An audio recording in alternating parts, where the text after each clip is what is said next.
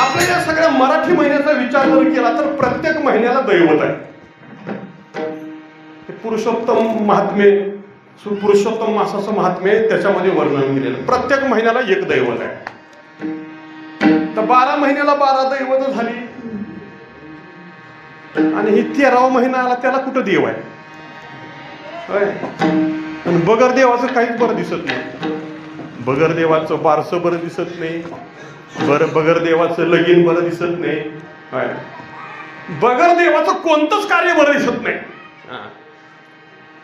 बगर देवाचं जर एखाद्याचा अंत्यविधी असला तर तो सुद्धा बरा वाटत नाही, देव नसला तर, होय ना?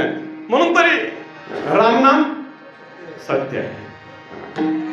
सगळ्या ठिकाणी देव लागतो. पण हा 13वा महिना जो आहे, अधिक महिना, ह्या महिन्यामध्ये दैवत कुठलं नसल्यामुळे ह्या महिन्यात कुठलंच महत्वाचं कार्य कोणी करणार. त्याच्यामध्ये अशी कथा आहे की हा महिना भगवान विष्णूकडे गेला. काय म्हणले, देवा आम्हाला निर्माण करून उपयोग काय झाला? होय, माझ्या महिन्याच्या कालावधीमध्ये कोणी लगीन करीत नाही, कोणी वास्तुशांती करीत नाही, कुठलंच महत्वाचं काम माझ्या दिवशी करत नाही. मी लई नाराज आहे देवा, मला तयार करून तुम्ही काही चांगलं केलं नाही. जगात जेवढे तयार केले तेवढे सगळे कामाचे तयार केले.